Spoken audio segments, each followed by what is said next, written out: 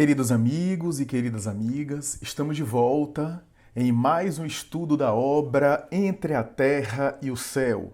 A obra Entre a Terra e o Céu é uma parceria entre o médium Chico Xavier e o espírito André Luiz. No dia de hoje, iremos estudar mais um capítulo desta obra, como temos feito em cada capítulo, porque com cada capítulo a gente tem gravado um vídeo, a gente tem abordado o tema do capítulo, né? Pelo menos para cada capítulo da obra Entre a Terra e o Céu, nós dedicamos um vídeo sobre o qual a gente estuda e reflete sobre aquele capítulo. E estou dizendo aqui estou me referindo aqui apenas aos vídeos que nós transmitimos aqui pessoalmente, porque além desses, nós temos a discussão e os comentários e o enriquecimento por parte dos membros desse estudo, já que esse estudo Entre a Terra e o Céu não é resultado apenas da elaboração nossa, da produção ou da reflexão do nosso conhecimento, mas é um trabalho de várias mãos, é um trabalho que conta com a colaboração de muitos corações queridos, porque esse é um estudo que, a princípio, lá atrás, era um estudo das obras de André Luiz presencial, e hoje, pelo menos nesse momento, não sei se temporariamente ou permanentemente, se encontra em um caráter online. Um caráter, portanto, remoto. E os participantes do grupo de estudo também interagem conosco nos encontros nos quais nós temos a oportunidade de dialogar, de discutir, de esclarecer dúvidas e assim por diante. Então, no mínimo, para cada capítulo, nós temos, na verdade, 2 vídeos, né? Um vídeo que somos nós, isoladamente, fazendo um comentário, uma reflexão, e depois um vídeo que temos todos os participantes do grupo comentando, dialogando, tirando dúvidas, enriquecendo, acrescentando coisas que não foram faladas por nós inicialmente, e assim esse estudo fica por demais rico, né? Deveras interessante. E no dia de hoje iremos explorar, portanto, o capítulo 33. Capítulo de Entre a Terra e o Céu, capítulo 33, denominado Aprendizado. É um capítulo rico, um capítulo bastante denso, no bom sentido da palavra, bastante denso em termos de informação doutrinária. Nós temos uma quantidade absurda, uma quantidade preciosa, né? Uma quantidade intensa de informações, de reflexões doutrinárias, de entendimento. É um capítulo que de fato merece esse título. Um capítulo, em nosso entendimento, um capítulo que merece o título Aprendizado, porque é um verdadeiro aprendizado. Se eu for contar em termos de enredo, eu posso dizer que esse capítulo é basicamente um esclarecimento de Clarencio, ministro da colônia Nosso Lar. Praticamente o capítulo todo é Clarencio esclarecendo, só que é um grande aprendizado, porque na verdade são vários comentários e várias reflexões que o Clarencio faz, algumas que ele tira de conta própria e reflete com os seus, outras que são respostas às perguntas que lhe são feitas, né, em contato com Hilário, com André Luiz e com outras entidades espirituais. Nós vimos até o capítulo passado, capítulo 32, recapitulação, nós vimos ali a saga de Mário Silva, enfermeiro, diante da morte e do drama vivido pela família de Amaro e Zumira, né?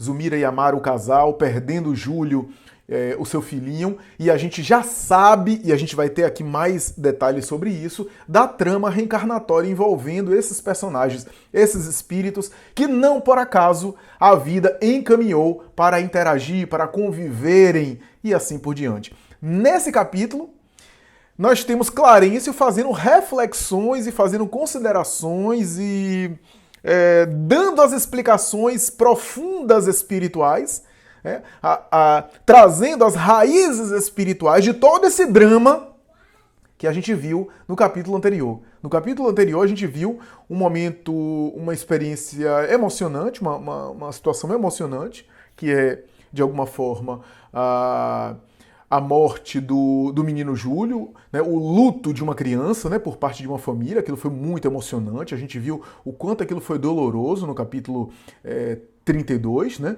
Como aquilo foi difícil, né? E emocionante, né? O pai perdendo o filho, a mulher, a mãe em desequilíbrio, em grande sofrimento, o médico, o próprio Mário Silva, enfermeiro, a ligação espiritual desses personagens, né? A gente viu um drama muito forte. E aqui a gente tem o Clarencio fazendo considerações e trazendo as raízes espirituais desse drama todo. Trazendo as explicações espirituais de tudo aquilo que aconteceu no capítulo 32. O porquê da morte do menino, porque o menino desencarna de maneira tão dolorosa naquele acidente lá atrás, no início do livro, retorna aos braços daquela que antes lhe fora madrasta e agora é mãe, por iniciativa da sua mãezinha da outra encarnação, a Odila, a primeira esposa do Amaro, que se movimentou no mundo espiritual para ele reencarnar, todo aquele trabalho para que o Júlio voltasse à Terra, reencarnasse. Aí passa um período pequeno de vida física, em criança ainda, e depois desencarna dessa forma. Teve o conflito de Mário Silva, que ficava irradiando energias negativas e que Clarencio impediu. Nós temos ali o drama da família, os conflitos variados, e aí a gente fica querendo explicações melhores. Esse capítulo é para explicar esse drama todo até agora.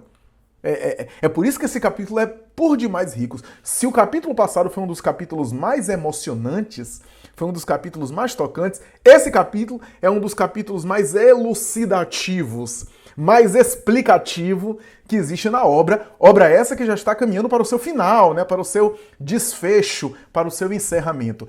Logo no início do capítulo, nós temos a família enlutada, a família de Amaro, de Zumira enlutada, No plano encarnado, André Luiz descreve aquela família ali enlutada, o menino morto, o corpo do menino, provavelmente providenciando ali as exéquias fúnebres, o sepultamento, a inumação cadavérica, toda aquela liturgia comum dos encarnados para a despedida, pelo menos do corpo físico do ente querido, e a despedida também simbólica, esse ritual de passagem do luto, que é tão importante psicologicamente para tantas pessoas, e do mundo espiritual, André Luiz narrando isso. No plano encarnado, nós temos uma família enlutada e arrebentada de tanto sofrimento, porque essa família vem sofrendo muito, Não é só a morte desse menino, desse filho, Essa família já teve outra morte, que foi o desse próprio espírito em outra encarnação na condição de filho. A gente teve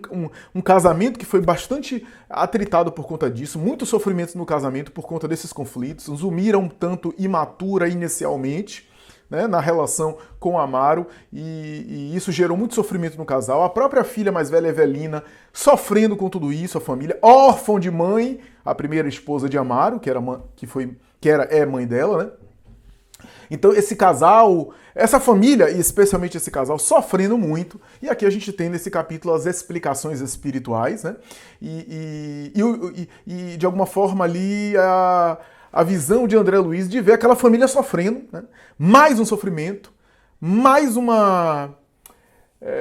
golpe da vida, mais um golpe de uma provação que se abate sobre aquela família já bastante exausta e bastante desgastada pelos anos de sofrimento, pelos anos de luta, de dificuldade. E aí a gente vê ali aquela situação, só que do plano espiritual. No plano espiritual, nós vemos um espírito ali em processo de tranquilidade, em um processo de vitória, e vitória eu vou explicar por quê. Um processo de vitória, um espírito chegando ao plano espiritual como algo relativamente vitorioso, como alguém vitorioso. No plano espiritual havia uma satisfação. Olha só como as coisas são, como no mundo material a gente tem uma percepção diferente do que acontece no mundo espiritual. No plano material a gente tem sofrimento. A gente tem uma família enlutada, uma família sofrendo luto, a morte de um ente querido, uma família que já viveu muitos sofrimentos, uma família que está triste, é natural, que está para baixo, que está tomada pelo sofrimento, pela saudade, pela melancolia, sentida, embora aqueles espíritos estão evoluindo, estão amadurecendo, estão crescendo com aquilo, mas no plano espiritual a percepção é outra. No plano espiritual, a gente está vendo uma criança que acaba de desencarnar, cujo espírito está chegando lá bem recepcionado. Um espírito que vinha de débitos, um espírito que foi um ex-suicida, e que finalmente completou a sua prova relativa ao suicídio. É isso que é interessante aqui destacar logo no início do capítulo. Né? A gente vê Júlio desencarnado nos braços da sua mãe, Odila, a mãe, aquela que foi mãe dele na sua primeira encarnação nessa obra, né? Na condição de Júlio, ainda ali, filho de Amaro, né?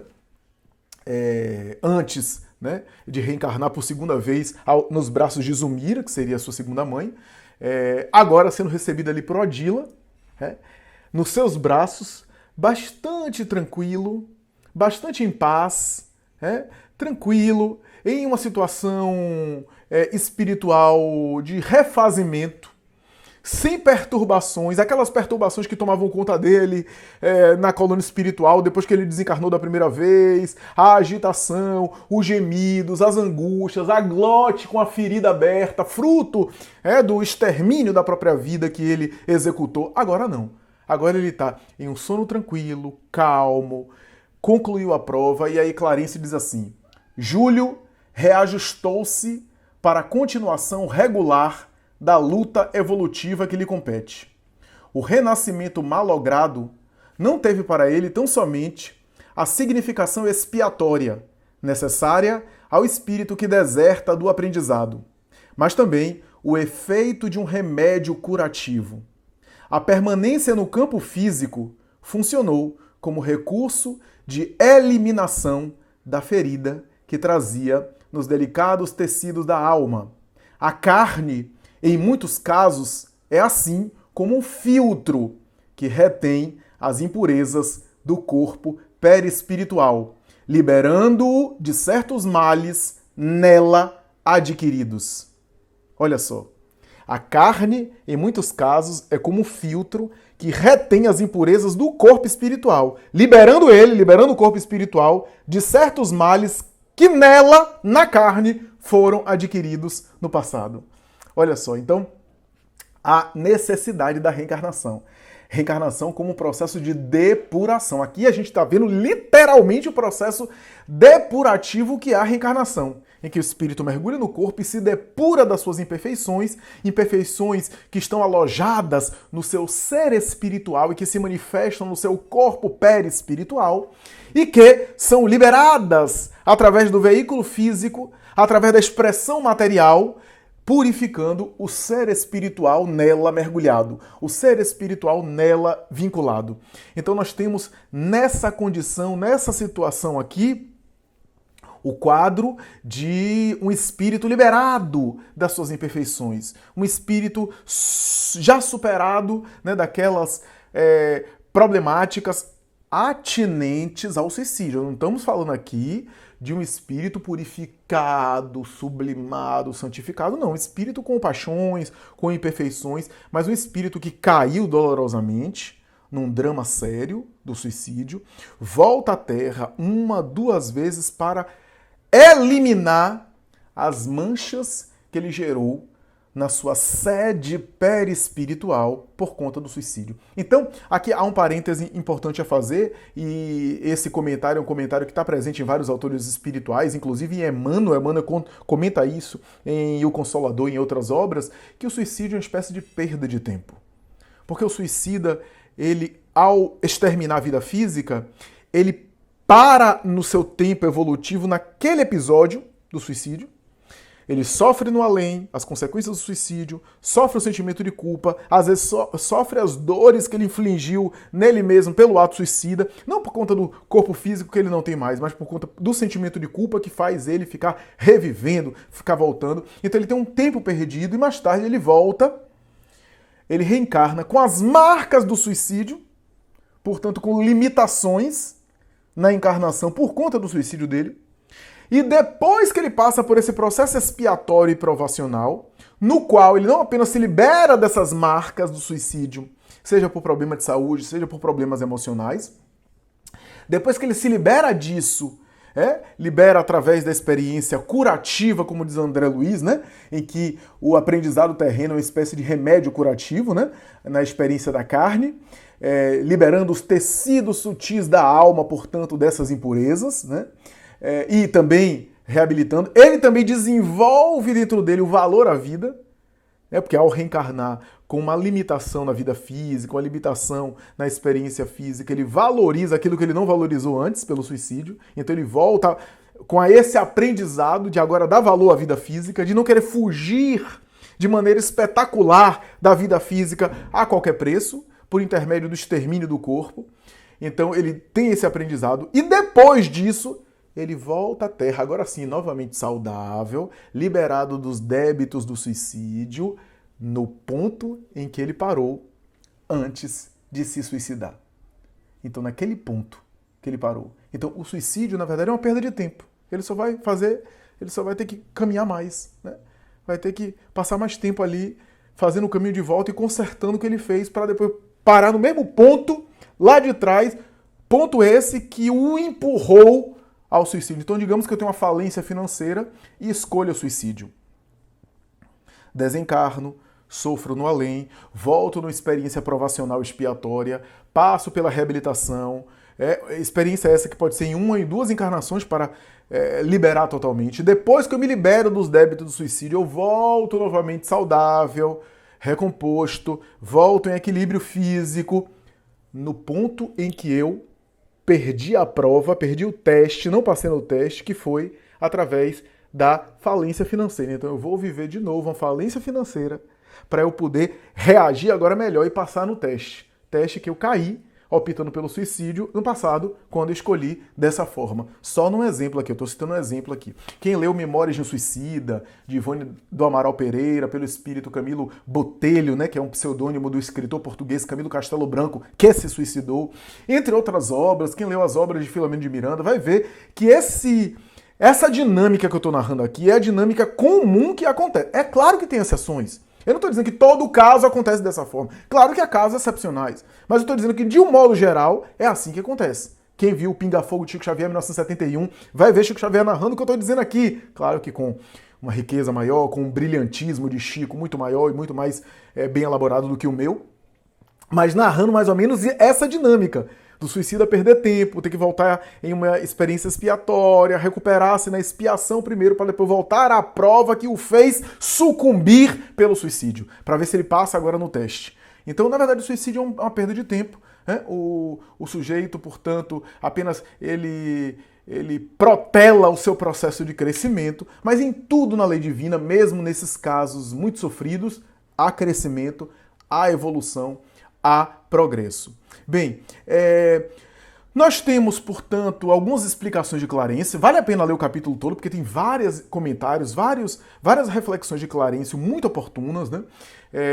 Mas, basicamente, Clarencio fala sobre o fim da prova de Júlio. Júlio está em paz, tranquilo, adormecido, nos braços da mãezinha, agora não sentindo aquelas perturbações, aqueles pesadelos que ele ficava dormindo e sonhando com pesadelos. Por quê? Resultado da sua consciência já pacificada, já superou a prova, já passou pela experiência difícil, agora está, de alguma forma, bem. E o próprio Clarencio vai dizer, agora ele está pronto para uma futura reencarnação saudável, sem problemas de saúde, porque ele já recompôs o corpo perispiritual nessas expiações que ele viveu. Agora ele vai voltar com o corpo físico saudável, com a saúde física para agora sim ter uma existência física longa. Detalhe, em muitas ocasiões nós vemos ex-suicidas voltarem numa vida física mais curta, numa vida infantil. Às vezes por conta daquele período que lhe faltava para completar o processo reencarnatório natural.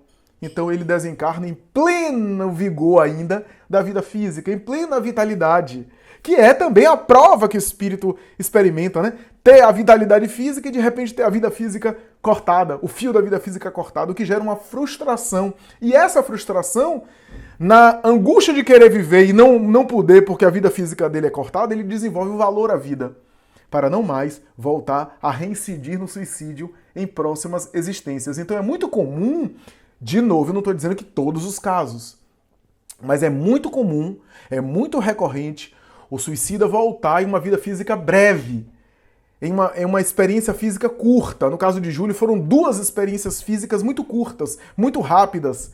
Isso é muito comum. Digamos que eu tenha, por exemplo, sei lá, um projeto reencarnatório. Gente, projeto reencarnatório não é determinação reencarnatória. É um projeto, é um planejamento que pode mudar para melhor ou para pior, a depender do meu livre-arbítrio. Digamos que eu tenho um projeto reencarnatório de viver, sei lá, 70 anos. Tenho esse projeto reencarnatório. E aí, quando eu chego, sei lá, aos 65, eu começo a apresentar problema de saúde, eu não quero envelhecer, eu tenho algum problema de saúde grave, o que é que eu faço? Aí eu escolho, por exemplo, o suicídio. Então, mais ou menos o planejamento era eu desencarnar com 70.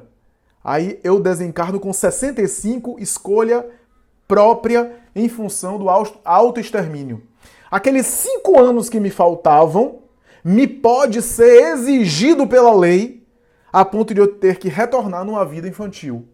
Então reencarno, passo mais ou menos 5 anos e de repente eu sou chamado de volta à pátria espiritual. Isso pode acontecer. Isso é muito comum acontecer. Esse período curto infantil que me é exigido. Então, o que eu quero destacar aqui no início do capítulo é o contraste. De um lado, uma família encarnada, enlutada e triste. Do outro lado, o mundo espiritual satisfeito, porque o antigo sujeito, o antigo espírito em desequilíbrio, agora reconquistou o equilíbrio. Recuperou seu equilíbrio e chegou no mundo espiritual como vitorioso. No plano encarnado, está uma mãe triste pelo seu filho pequeno que acabou de morrer. Uma tragédia, uma fatalidade, uma das dores mais cruéis no plano encarnado. Está uma família que gastou dinheiro com berço, que gastou dinheiro com o enxoval da criança, que fez um investimento emocional. No plano espiritual, está o plano espiritual em festa. E satisfeito por receber um espírito que se recuperou dos seus antigos dramas. Por isso que no mundo espiritual, o importante não é viver muito, é sair vitorioso da prova reencarnatória. E o próprio Clarencio fala sobre isso. Então, muitas vezes a gente tem um projeto reencarnatório, a gente antecipa pelo suicídio. E quando eu falo antecipa pelo suicídio, pode ser um suicídio indireto, viu? Nesse caso, nesse particular, o suicídio indireto é muito mais comum do que a gente imagina. É quase que geral na história de todos os espíritos, de a gente ter sido em algum momento um suicídio indireto. Ou seja, eu tenho planejamento para desencarnar com 70 anos, eu não desencarno exterminando minha vida diretamente, mas eu, pelos excesso de alimentação, farra, orgia, vícios que eu cultivo, agressão à saúde, eu acabo antecipando o meu retorno à pátria espiritual pela minha conduta, agredindo o corpo, e eu desencarno antes pelo suicídio indireto. Eu chego no mundo espiritual, é claro que eu tenho atenuantes, diferente daquele que extermina diretamente a própria vida, mas eu chego no mundo espiritual às vezes como um suicídio indireto. E às vezes aquele tempo que eu antecipei me pode também ser exigido pela lei eu retornar em uma vida mais curta, em uma vida mais breve, depois da qual eu sou chamado para o mundo espiritual, depois daquele período, sou chamado para o mundo espiritual desencarnando a fim de me liberar daquele débito, daquele compromisso, daquela pendência. Essa explicação do retorno rápido de algumas crianças que desencarnam, né? Comum em crianças que desencarnam rápido, esse retorno rápido, né? Mas sobre retorno rápido, eu quero falar também o seguinte. André Luiz pergunta a Clarencio, mas o Júlio chegando no mundo espiritual agora vai retornar rápido? E Clarencio diz que é muito comum. É muito comum. E que ele já está pronto para voltar agora numa reencarnação saudável, agora com corpo físico sem problema de saúde e assim por diante. E que isso é muito comum. Aproveitar esse espírito, o seu clã, o grupo da sua família espiritual, dos vínculos do passado, para reencarnar nessa família. Ou reencarnar junto daqueles que ele precisa conviver. Então ele aproveita e volta mais rapidamente. Não demora tanto tempo no plano espiritual. Ele já completou aquele ciclo, né, de liberar dos débitos relacionados com o suicídio, correspondentes ao suicídio, e agora ele já está livre para voltar e aí sim dar prosseguimento ao seu processo evolutivo. Por que não ele não reencarnar para inclusive conviver com aqueles com quem ele precisa conviver? Então é isso que Clarinho está falando, que o Júlio pode voltar mais rápido, voltar logo agora, preparar logo rapidamente a sua reencarnação sem demorar tanto. Para quê? Para que ele possa ainda conviver com quem? Com Amaro, com Zumira, com Mário Silva, com quem ele também tem um vínculo. E aí Clarencio faz algumas reflexões muito interessantes quando fala sobre imediatismo. Clarencio vai falar sobre o nosso imediatismo em relação à vida material, né? Que vê, por exemplo, uma criança em sofrimento, uma criança com uma doença. É claro que aquilo nos sensibiliza, mas do ponto de vista espiritual, muitas vezes os bons espíritos estão vendo à distância, estão vendo lá na frente, estão vendo que aqueles sofrimentos daquele momento ali vão proporcionar ao espírito, muitas vezes, um estado permanente de bem-estar, de felicidade. Não é necessariamente sofrer para ser feliz, não é nesse sentido masoquista. É no sentido de que aquela experiência difícil está construindo para o espírito um processo de amadurecimento, de crescimento, de tal forma que ele depois vai gozar de um bem-estar e de uma conquista que não se perde mais. Então, Clarencio faz um comentário dizendo mais ou menos assim: se os homens da Terra... Não, é André Luiz que faz. Se os homens da Terra soubessem que importa alguns momentos de sofrimento aqui na Terra, quando a gente tem séculos, eternidade de bem-estar, de bem-aventurança, de conquistas que não se perde mais. E aí Clarencio sorri e diz assim: mas os homens vão compreender isso mais cedo ou mais tarde. A gente tem que dar tempo ao tempo. Tem que entender que são, na verdade... É um processo evolutivo de amadurecimento. O homem da Terra vai chegar lá e vai compreender a visão do sofrimento momentâneo com vistas ao futuro. Então, que representa alguns anos de dores, diz André Luiz, que representa alguns anos de dores comparado com o bem-estar permanente que não se perde mais do espírito que já se conquistou. Então, quando o homem terreno conseguir compreender isso, vai olhar a vida material não com os olhos que olha hoje, que se agarra de maneira demasiada, apegada, como se aquilo fosse a coisa mais importante. A vida física é importante, mas não tem essa importância que o materialismo dá. Então, os esclarecimentos de Clarencio nesse capítulo são pérolas. E aí, em determinado momento, ele fala sobre a reencarnação de todos os personagens ali, né?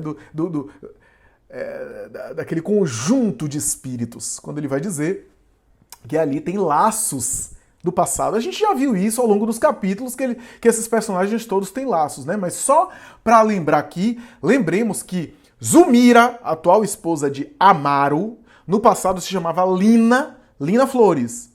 Lina Flores tinha um envolvimento com Esteves, que atualmente é o enfermeiro Mário Silva. Lina Flores, que tinha um comportamento bastante irregular, um comportamento que não era moralmente equilibrado, né? Ela tinha uma conduta de uma certa inquietação, inclusive sexual, né? Em função de querer vários parceiros e parceiros simultâneos e assim por diante. Lina Flores, ela casa-se com Esteves muito mais para sair de casa, ela diz isso depois, mas sem afeto por ele, né? E tinha uma tendência à promiscuidade. Lina Flores, então, começa a flertar com Júlio, né? Esteves tem dois amigos, que é Júlio e Armando, que é o atual Amaro. Lina Flores começa a flertar com Júlio, e depois troca Esteves por Júlio.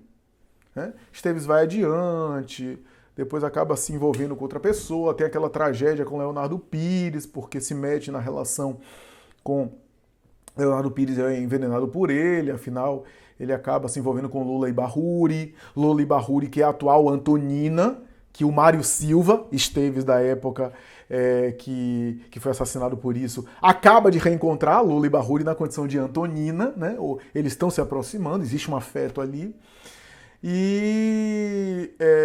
Mas aí Lina fica com Júlio, se envolve com Júlio. Sobra o terceiro amigo, Armando. Lina começa a flertar com Armando.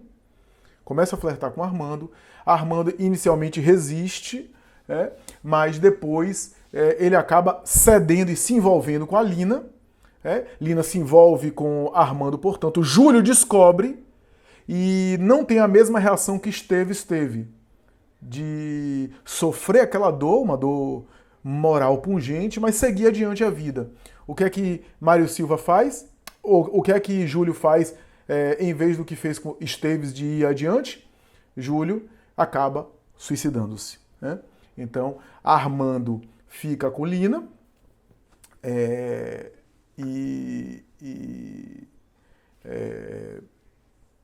mais tarde segue adiante, tem, né, tem as suas experiências, a sua vida e assim por diante. Mas todos desencarnam, e aí Armando volta a Amaro, Lina volta como Zulmira,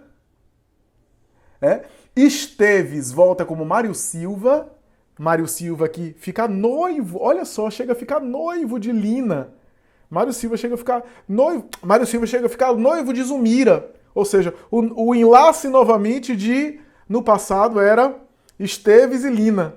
Agora Mário Silva e Zulmira ficam noivos. O que é que acontece? Desfaz o noivado para ficar com Armando, ficar com Amaro. Né? Como no passado, ela deixou Esteves para ficar com Júlio, deixou Júlio para ficar com Armando. Esteves... Mário Silva, que é o antigo Esteves, fica novamente com Mágoa, a mágoa que ele tinha do amigo anterior, né? Volta a mágoa, né? E volta a mágoa bem forte, né? Porque ele já tinha a mágoa do Armando lá no passado, quando soube da história. Não apenas... claro, ele foi traído por Lina com o Júlio, né? Mas depois ele soube que o Armando acabou tomando a mulher de Júlio para ele, e Júlio acabou se matando. Ele então vem esse ódio, o ódio aparece com Amaro nessa encarnação, mas é um ódio que vem lá do passado, né? E Amaro se envolve com Zulmira, antiga Lina, desenvolve um laço realmente significativo. Amaro já tinha uma história amorosa anterior com Odila e os seus filhos, né? Os filhos que teve com Odila, Evelina primeiro e depois Júlio. Clarencio nesse capítulo explica toda essa saga espiritual. É super interessante. E aí fala do Júlio. O Júlio, que é um antigo suicida, volta a reencarnar, uma vez como filho de Amaro e filho da primeira mulher, depois volta novamente como filho de Amaro, necessidade de conviver com esse pai, agora filho da sua segunda mulher, com Amaro. A ligação de Júlio era mais com Amaro. Quando eu falo com Amaro, a ligação no sentido de necessidade espiritual. Talvez ele tivesse até ligação com Odila também, uma ligação afetiva. Tanto é que Odila, né, vivia preocupada com ele e se dedicando a ele. Mas a necessidade espiritual era mais a convivência com Amaro, por conta dos débitos que Amaro tinha para com ele. Né? Em função daquilo que Amaro fez na condição de Armando, que resultou no suicídio de Júlio.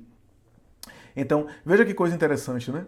Eu colaboro com o suicídio de alguém, portanto colaborei com a morte de alguém, recebo essa pessoa como filho, né? A pessoa morreu por minha causa, eu agora dou a vida a ela na condição de filho. Olha só a reencarnação, reparando as coisas. E dei a vida a ela 2 vezes. E sofri a morte dela, sofri o luto dela 2 vezes. Ou seja, eu acabei valorizando a vida do próximo através dessas 2 perdas, desses 2 filhos, que é o mesmo espírito. O suicida de antes também está ali aprendendo com essas reencarnações breves. Todos estão vivendo, e a própria Lina do passado, com esse comportamento irregular, agora padece um casamento difícil, uma vida familiar sofrida, difícil, fruto do seu passado espiritual. E que agora vê na condição de mãe, tendo esses lutos também, vivendo esses lutos também para valorizar a vida, valorizar a família, valorizar os vínculos familiares e assim por diante. E aí Clarencio diz, se Júlio, Esteves e Armando e Lina tiveram que conviver no passado e adquiriram débitos entre si, necessitam agora retornar e a vida e a lei divina acaba exigindo deles que eles se reencontrem para conviver na condição de Silva, Amaro, Zulmira e o próprio Júlio. Eles voltam a conviver, por isso que estão aí convivendo. E aí, André Luiz Hilário pergunta sobre como foi a saga de Júlio no mundo espiritual. E aí, Clarencio esclarece. Ele desencarnou, sofreu muito no mundo espiritual, ficou realmente angustiado, sofrendo, a consciência de culpa, etc. Acabou procurando aqueles que ele julgava que eram responsáveis pelo seu suicídio, então ficou na atmosfera de Zulmira, de Amaro e de Esteves, né? No caso de Lina, Lina, de Armando e de Esteves, né? E quando eles reencarnam, ele continua atrás e continua se alimentando nessa atmosfera psíquica de Zulmira, de Amaro e de Silva, né? Portanto, ali. Então, veja, quando Zulmira fica noiva de Silva, Júlio está ali na atmosfera. Júlio está ali na atmosfera. Só que Júlio tinha uma mágoa e foi muito mais magoado e suicidou-se muito mais pelo envolvimento de Zulmira, de Lina com Armando, ou seja, de Zulmira com Amaro. Então ele estava muito mais na atmosfera de Amaro, que era o que tinha mais débito para com ele, em função do suicídio, além da Zulmira, né, que traiu a confiança dele. Então o que acontece? Nessa atmosfera, né, interessante, né? A esposa traiu a confiança dele, mas também um amigo. Então ele ficava na atmosfera de ambos. E aí, mais tarde se corporificou na condição de filho, né? Por conta das cobranças. Ele cobrou de Amaro na condição de Armando. Armando desencarnou, ele cobrou no mundo espiritual. Clarício fala isso, que ele cobrava, perseguiu inclusive Armando. Armando reencarna como Amaro, ele continuou perseguindo, né? E aí foi absorvido pela reencarnação. Olha o que Clarencio comenta. Os pensamentos dele se alimentavam na atmosfera psíquica de Zulmira, Amaro e Silva, que lhe serviam de pontos básicos ao ódio. Ensinava Jesus que o homem terá o seu tesouro onde guarde o coração. E efetivamente todos nos imantamos em espírito às pessoas, lugares e objetos aos quais se liguem os nossos sentimentos. A partir daí, André Luiz comenta uma coisa interessante. André Luiz pergunta, então a juventude de Amaro não deve ter sido fácil. E Clarencio disse, exatamente. A juventude de Amaro foi muito complicado, porque ele tinha Júlio na sua atmosfera psíquica cobrando. E aí Clarencio vai fazer outra explicação maravilhosa. Essa é a razão porque em muitas ocasiões nós vemos a juventude de algumas pessoas atribulada, a adolescência problemática de muita gente, a juventude e até o início da vida adulta de muita gente problemática, perturbada, se metendo em conflitos, vítima de paixões, ligações sexuais e afetivas desastrosas às vezes, fruto dessas cobranças que são, na verdade, compromissos espirituais e resgate.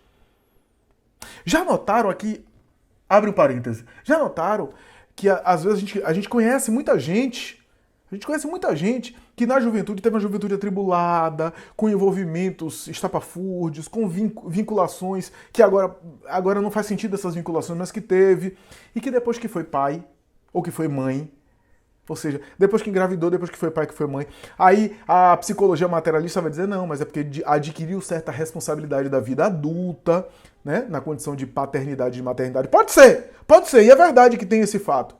Mas o que André Luiz está dizendo é que também, o que é que acontece? O fruto da inquietação e da perturbação, da angústia e do comportamento atribulado daquele sujeito na juventude, a causa disso reencarnou. Reencarnou como filho. Aí o sujeito acalma. Quanta gente que eu ouço que diz assim, rapaz, eu na juventude fazia, acontecia, né? Tinha uma vida tão desorganizada, tão atribulada. Quando eu fui pai, aí eu comecei a ter mais maturidade, comecei a ficar mais centrado, comecei a ter mais compromisso com a vida, mais responsabilidade. O que é isso? É a vida adulta? É, mas não é só a vida adulta. É também porque a causa que estava produzindo essa desorganização reencarnou. E que estava acionando ele. E aí, Clarice explica tudo isso. Vai falar sobre as inquietações sexuais. As inquietações sexuais de determinados jovens que se ligam às vezes muito jovens a outra pessoa e às vezes constituem família. Às vezes são a cobrança dos futuros reencarnantes que querem voltar à Terra. Os futuros reencarnantes estão ali na atmosfera do casal querendo voltar. E aí envolve, sugestiona, os espíritos influenciam nossas vidas muito mais do que a gente imagina. Questão 459 de O Livro dos Espíritos, se não me falha a memória. Interfere os espíritos muito mais do que a gente imagina em nossas vidas, em nossos atos, a ponto de serem eles, às vezes, que nos dirigem, que nos conduzem. Olha só que coisa impressionante. Então, Clarice explica isso, as paixões e os envolvimentos amorosos por parte dos jovens, os vínculos conjugais, né? Os relacionamentos, né? Chega a falar de psicoses afetivas. Quantas vezes o sujeito se liga a uma ou a duas pessoas, às vezes engravida ou é engravidada, no caso da mulher, nesse período, e depois não tem aquele vínculo mais, não tem uma relação boa, né, com aquele companheiro, ficando junto ou não, ou separando mais tarde, mas não tem uma relação boa. E quanta gente diz assim, mas como é que eu me envolvi com aquele sujeito? Ou como é que eu me envolvi com aquela mulher? Não tem nada, não tem nenhuma identificação, não sei o que eu tava com a cabeça aqui na época e me envolvi, porque a gente não tem afinidade nenhuma. Como é que naquela época a gente se envolveu? São compromissos espirituais, de resgate. Muitas vezes influenciado por os futuros reencarnantes que faziam pressão na atmosfera psíquica do casal. Olha só que coisa interessante, que coisa interessante. E às vezes são compromissos para a vida toda. Às vezes o indivíduo se vincula a alguém, sei lá, com 20 anos de idade, e aí depois de um tempo, depois que os filhos nascem, etc., não tem entendimento, não consegue conversar, não tem aquele diálogo com aquele... Não tem nenhum tipo de afinidade, de identificação, de convivência com aquele marido ou com aquela esposa. E se pergunta, meu Deus, por que isso? Por que isso? Por que isso aconteceu? Por que eu fui me envolver com essa pessoa lá atrás? A gente não tem nenhuma identificação. O que foi que aconteceu? A gente não pensa igual em nada, a gente não tem identificação nenhuma, não tem semelhança, não tem projetos em comum, não consegue minimamente conversar, dialogar. O que é isso? Compromissos espirituais do passado. Necessidade, muitas vezes, dos dois conviverem. Essa convivência foi estimulada por uma atmosfera romântica, que às vezes era induzida, era inclusive impulsionada e até estimulada pelos espíritos que seriam os futuros filhos. Quando os futuros filhos nascem, aquilo se perde, começa a apresentar, começa a vir também as matrizes do passado. As matrizes de antipatia, de hostilidade, de animosidade do passado que os dois têm e que estavam mais ou menos camuflados ali por essa psicose afetiva, como diz André Luiz. As matrizes do passado aparecem e agora já tem vínculo. Já tem vínculo. Porque é isso que o mundo espiritual organiza, né? Esses dois precisam conviver. Então, agora já tem vínculo, já tem filho em comum. Quer separar? Aí é o livre-arbítrio dos encarnados. Mesmo separando, como tem filho em comum, tem um vínculo. Vão ter necessidade de conviver, de se relacionar por conta de serem pais, né, genitores, masculinos ou femininos, daquele filho ou daqueles filhos. Então, olha a necessidade de conviver. Agora, se vai continuar casado, vai escolher levar adiante, muitas vezes é válido, é nobre tentar perseverar, tentar insistir, levar adiante um relacionamento em prol de uma harmonia familiar, ou então vai escolher separar, se for o caso, porque se tornou insustentável para a pessoa continuar a relação adiante. Aí é uma escolha do livre-arbítrio de cada um, da consciência individual, que ninguém deve interferir. É uma escolha pessoal que ninguém deve se meter. Mas o projeto reencarnatório é dos dois conviverem. O laço está feito.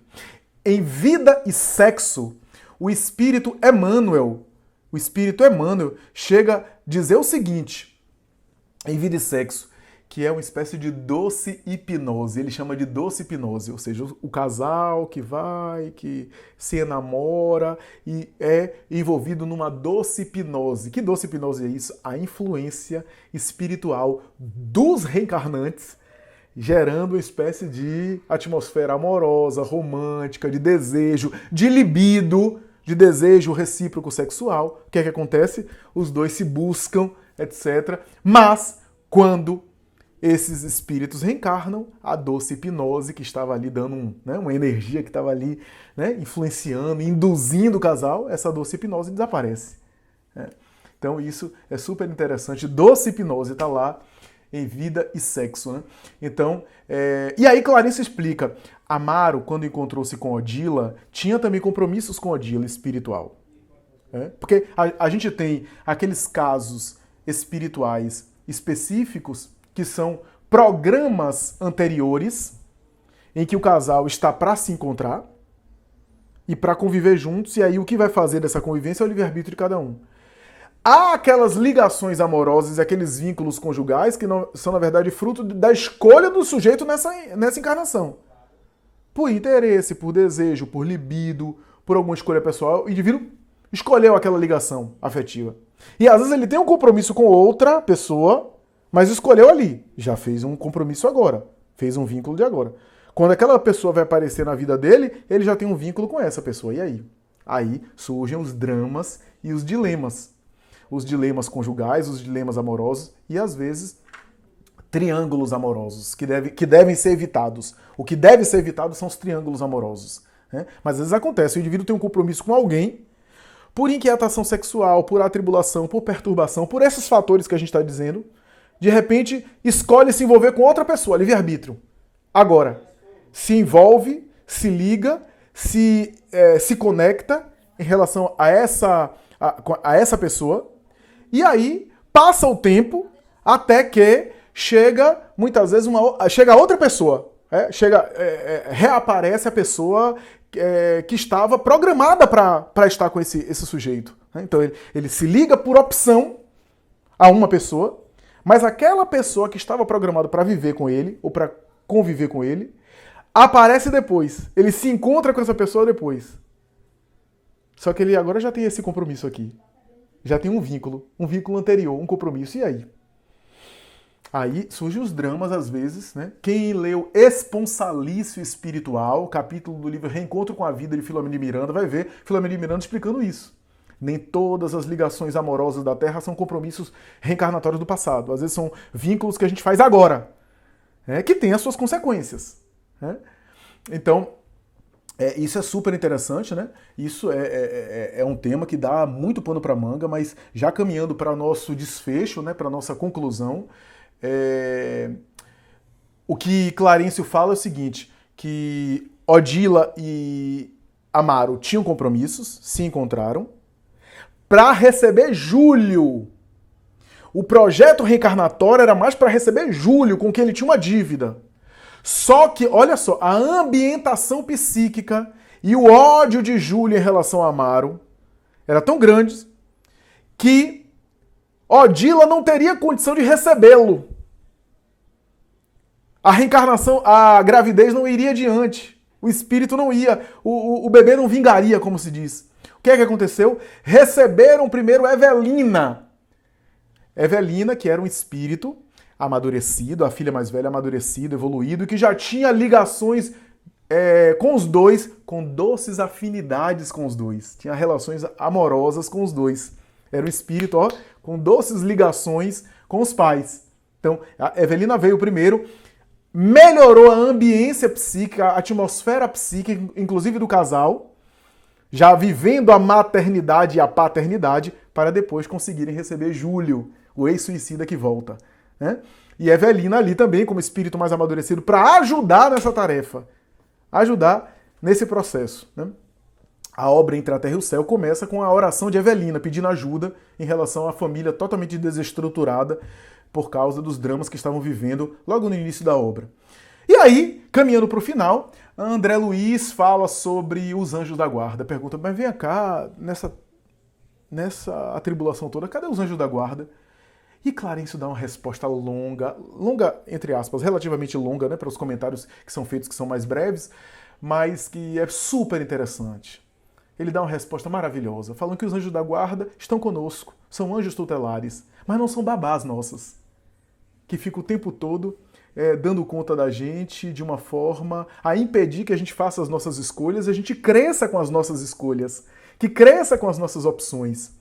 E aí ele dá uma figura que eu achei lindíssima. O sol está com o verme. sem que o verme esteja com o Sol. O Sol está com o verme, envolvendo, aquecendo o verme, mas o verme não está com o Sol. Não consegue ir até o Sol. Isso é super interessante. E aí, em determinado momento, Clarence, inclusive, cita uma coisa que às vezes passa despercebido pra gente, a riqueza da obra de André Luiz e a grandeza cultural, espiritual e filosófica da obra mediúnica de Chico Xavier. Em determinado momento, Clarence diz assim, a rigor, anjo é mensageiro. E aí começa a falar, o mensageiro é alguém que traz uma mensagem, mas não é alguém que vive a nossa vida, etc. Às vezes passa despercebido que, na verdade, ali ele está colocando uma coisa que, inclusive, tecnicamente, os estudos bíblicos apontam. A palavra angelo, em latim, anjo, né? Angelo, vem da palavra semítica, que é malar. Malar é mensageiro. Na Bíblia, no Antigo Testamento, os malars, os mensageiros, aparecem desencarnados sem aquela auréola, sem a asinha. Essa coisa da asa, da auréola, veio depois, é uma construção teológica depois. O malar é um mensageiro, um ser desencarnado. Anjo é mensageiro. E aí ele faz uma explicação sobre os anjos, cita os gregos, os numes tutelares, os deuses lares, né? Os deuses também da cultura romana, que eram evocados, que eram chamados. Então, os seres espirituais estão aí. Mas não estão aí para dar conta da gente de dizer todo o que a gente deve fazer ou assumir a nossa vida, né? Muito pelo contrário, estão nos ajudando, estão nos induzindo, né? Mas são seres também em evolução. Tem um trecho que Clarencio explica sobre esses anjos que também são espíritos em evolução. Não são espíritos purificados, perfeitos, não. São espíritos também que estão em luta, que estão em aprimoramento, que estão vencendo a si mesmos. São irmãos mais velhos nossos, mais experientes, mas também estão burilando o seu mundo íntimo, né? E aí, a última dúvida que André Luiz levanta é sobre Silva e os pensamentos ruins. Lembrando no capítulo passado que o enfermeiro irradiou pensamentos ruins, que fez uma espécie de atmosfera sombria que envolveu o bebê, a criança, e que Clarencio evitou. E aí Clarencio vai falar, se a gente não tivesse evitado, aqueles pensamentos matariam a criança mesmo. Ela estava muito frágil, os laços em relação à matéria, o ódio de Silva, lembramos que Silva é Esteves foi traído por Lina com Júlio. Júlio é aquele menino ali reencarnado. Então, irradiando ali aquele ódio, Clarencio então impede, né, blinda ali, né, então ele não desencarna ali, né, mas se não tivesse blindado, os pensamentos de Silva ocasionariam a morte da criança, que de alguma forma também cumpriria a lei. A lei seria cumprida de qualquer forma, porque a criança ia desencarnar. Clarencio fala, a criança iria desencarnar. Estava no projeto dela ela desencarnar. Ela ia desencarnar. A gente evitou que Silva matasse ela com os pensamentos. Mas a gente blindou. Mas se esses pensamentos chegassem e a gente não tivesse evitado, ela desencarnaria pelos pensamentos de Silva, mas desencarnaria de qualquer jeito, mesmo sem, como desencarnou sem. Então a lei iria se cumprir de qualquer forma. Mas a gente evitou para que os pensamentos de Silva não matassem ela, porque a lei não precisa da mão assassina de ninguém. Não precisa de que alguém acione. Só que, aí que está a questão que termina o capítulo, só que, como a criança morreu e Silva teve pensamentos de morte, ele teve pensamentos homicida, aqueles pensamentos homicidas que não chegaram à criança e não mataram a criança, voltaram para ele. E ficou em forma de remorso. Daí, meus amigos, os pensamentos negativos não devem ser objeto de grandes preocupações nossas, porque esses pensamentos negativos voltam ao sujeito que emitiu. Olha o que Clarencio fala, emitiu-os com o evidente propósito de matar, e em razão disso, experimenta o remorso de um autêntico assassino. Ele estava com remorso de homicida. Ele não matou a criança, mas ele estava com remorso como se ele tivesse matado. Em O Evangelho segundo o Espiritismo, Allan Kardec fala sobre o chamado pecado por pensamento e vai dizer que o pensamento ruim é fruto de uma imperfeição. A gente não deve ficar neurotizado muito com o pensamento ruim porque é fruto de uma imperfeição. Na hora que a gente mudar de imperfeição para perfeição, a gente vai deixar de pensar ruim. E que Kardec vai dizer, primeiro, o indivíduo se esforça para não se comportar de maneira negativa. Ele pensa em se comportar, mas não se comporta. Ele pensa em atuar negativamente, mas ele não se comporta daquela forma. Passa o tempo, ele vai superando aquilo, até que ele, mesmo pensando negativamente, mesmo ele não se comportando, passa o pensamento na cabeça dele, mas ele já nem pensa mais em agir. Então passa. O fato de passar pela cabeça dele é porque ele está lutando contra esses pensamentos. Mas ainda não deixa de vir a ideia. Nem sempre ele controla todos os pensamentos que vêm. Mas ele não alimenta. Uma coisa é eu pensar negativamente e gostar de pensar e alimentar e querer praticar, Não. Outra coisa é vir a ideia de fazer algo ruim, mas eu retenho, eu contenho, eu controlo a tentação, né? Até chegou um momento que eu não preciso nem controlar a tentação, porque eu não tenho tentação mais de vir a fazer nada, mas passa o pensamento pela cabeça, né? Vem a ideia na cabeça, mas não tenho vontade de concretizar nada. Até que chega um momento que nem a ideia na cabeça passa. Allan Kardec vai dizer, no entanto, aquele que alimenta o pensamento e gostaria de executar e só não faz por falta de oportunidade, esse pensamento dele tem a mesma responsabilidade de alguém que cometesse o erro. Porque só falta oportunidade, só faltou a chance de ele cometer o erro, de ele executar. Então ele não fez, não porque ele reteve, mas por falta de oportunidade. Nesse sentido, ele é tão responsável quanto ele fizesse, diz Allan Kardec em O Evangelho segundo o Espiritismo. Então eu acabo com essa reflexão, porque Silva estava com remorso de homicida, sem ter sido homicida, porque ele não assassinou a criança, mas porque ele pensou na morte da criança e pensou em matar a criança, embora não tendo feito, ele ficou com remorso, que também é o início do seu despertar de consciências, que a gente vai ver em próximos capítulos. É isso, meus amigos. Espero que vocês tenham gostado. Esse foi o capítulo 33 do livro Entre a Terra e o Céu. E até a próxima, se Deus quiser. Muita paz.